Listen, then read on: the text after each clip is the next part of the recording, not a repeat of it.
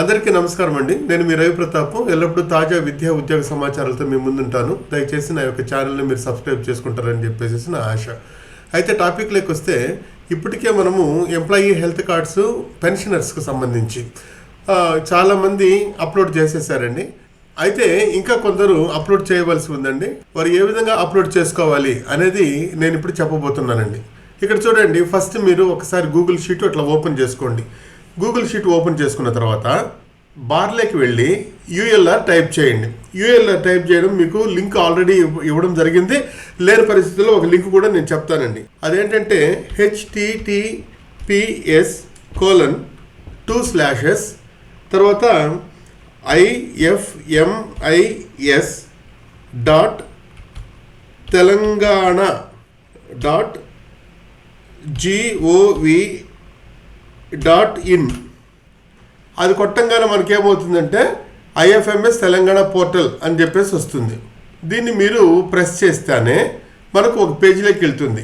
ఇక్కడ చూడండి, హోమ్ అని, పెన్షనర్స్ ఇన్ఫర్మేషన్ అని చెప్పి, పెన్షనర్ ఐడి కార్డ్ అని చెప్పేసి అది కూడా అప్లై చేసుకోవచ్చు. నేను అప్లై చేసేసాను, మీకు తర్వాత చెప్తాను.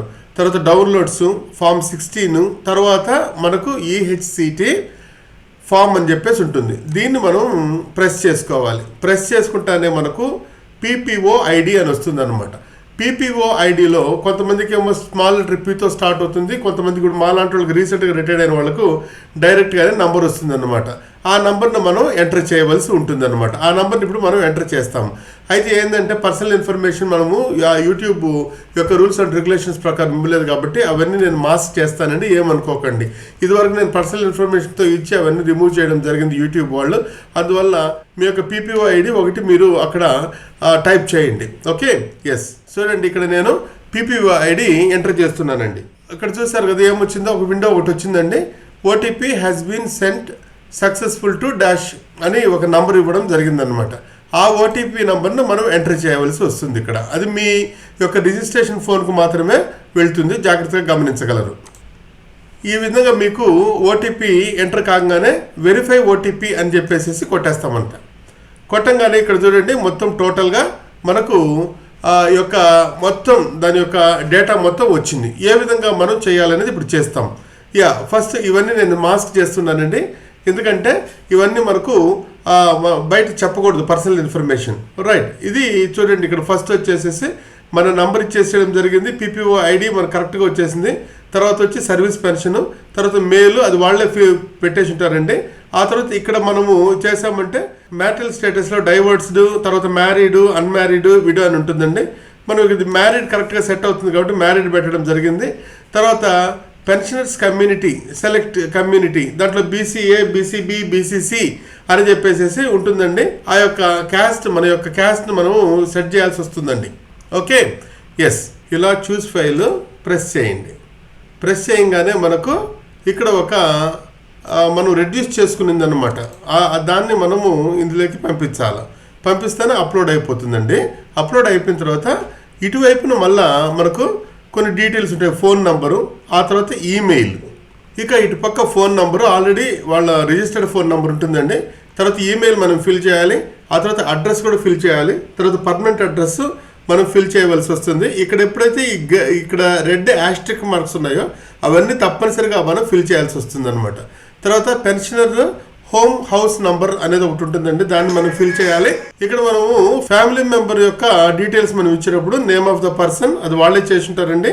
తర్వాత రిలేషన్ మనం చేయాలి. తర్వాత వచ్చేసి మేల్ ఫీమేల్ అనేది కూడా మనమే చేయాల్సి వస్తుంది. తర్వాత డేట్ ఆఫ్ బర్త్ వాళ్ళ దగ్గరే ఉంటుందండి. తర్వాత ఆక్యుపేషను, మ్యారిటల్ స్టేటస్, తర్వాత ఆధార్, ఇవన్నీ మనము ఇంక్లూడ్ చేయాలి. ఫైనల్గా మనం ఏం చేయాలంటే ఒక ఫోటోను మనం ఇంక్లూడ్ చేయాలి. ఆ తర్వాత వచ్చి మనము ఈ యొక్క ఫోటో యొక్క ఆధార్ కార్డు అంటే ప్రూఫ్ ఒకటి ఇమ్మంటాడు, ప్రూఫ్ డాక్యుమెంట్. ఆధార్ కార్డును కూడా మనం రెడ్యూస్ చేసుకొనేసేసి ప్రతి ఒక్కటి 100 KBలో ఉండాలండి. అవన్నీ చూస్ చేసుకొనేసి మనం అప్లోడ్ చేసుకొని తర్వాత ఫైనల్గా మనము సేవ్ అనేది మనం చేయాలండి. సేవ్ అనేది చేయగానే మనకేమొస్తుందంటే ఫ్యామిలీ నెంబర్ డీటెయిల్స్ సేవ్డ్ అని చెప్తే ఓకే కొట్టేసామంటే మనకు మొత్తం టోటల్ అదంతా వస్తుందండి. మళ్ళీ ఒకసారి మొత్తం చెక్ చేసేసుకొనేసి మనము ఇక సబ్మిట్ చేయడమే. టోటల్గా ఒకసారి మళ్ళీ ఒకసారి చెక్ చేసుకోండి. టోటల్గా మనకు PPO నంబర్ కరెక్ట్గా ఉండాలి. తర్వాత పెన్షన్ టైప్ సర్వీస్ పెన్షనా, తర్వాత ఫ్యామిలీ పెన్షనా, అది జాగ్రత్తగా చూసుకోండి.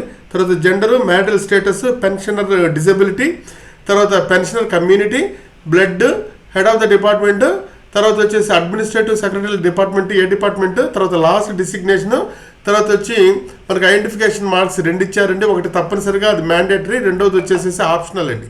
ఒక ఆధార్ కార్డ్ని మీరు అప్లోడ్ చేయండి. ఒకవేళ అది వద్దు మళ్ళీ మార్చుకోవాలి అని చెప్పేసి అన్నప్పుడు ఇంకొక ఆధార్ కార్డ్ని మీరు అప్లోడ్ చేసుకోవచ్చండి. ఓకే, సో ఈ విధంగా మనం చేసుకుంటాం. తర్వాత ఫైనల్గా ఏంటంటే ఫ్యామిలీ మెంబర్ దగ్గరకు వస్తామండి. ఫ్యామిలీ మెంబర్ భార్యది ఆల్రెడీ ఉంటుంది.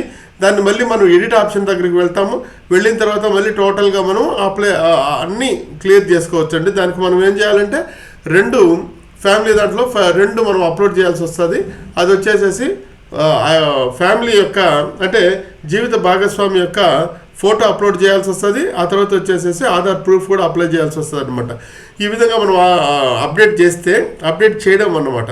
ఈ 2 అప్డేట్ చేసుకోవాలి. అప్డేట్ చేసుకునేటప్పుడు జాగ్రత్తగా మీరు గమనించాల్సింది ఏంటంటే తప్పనిసరిగా మీకు అది 100 kbps లోపలనే ఉండాలి. ఓకే, గమనించండి. సరే, తర్వాత ఫైనల్గా ఒకసారి చేసుకున్న తర్వాత మనం దాన్ని సబ్మిట్ చేసేసేయడమే. ఓకే, నెక్స్ట్ వీడియోలో నేనేం చెప్పబోతున్నానంటే ఇట్లా అప్డేట్ చేసుకున్న తర్వాత మళ్ళీ మనం ఏ విధంగా దాన్ని డౌన్లోడ్ చేసుకోవాలి, ఏ విధంగా పీడిఎఫ్లో పెట్టుకోవాలి అనేది నేను చెప్పబోతున్నానండి. Thank you very much. ఈ యొక్క వీడియో నచ్చినట్లయితే దయచేసి కామెంట్ చేయండి, షేర్ చేయండి, లైక్ చేయండి, మరి ముఖ్యంగా సబ్స్క్రైబ్ చేయండి. Thank you very much. మీ యొక్క రవి ప్రతాప్.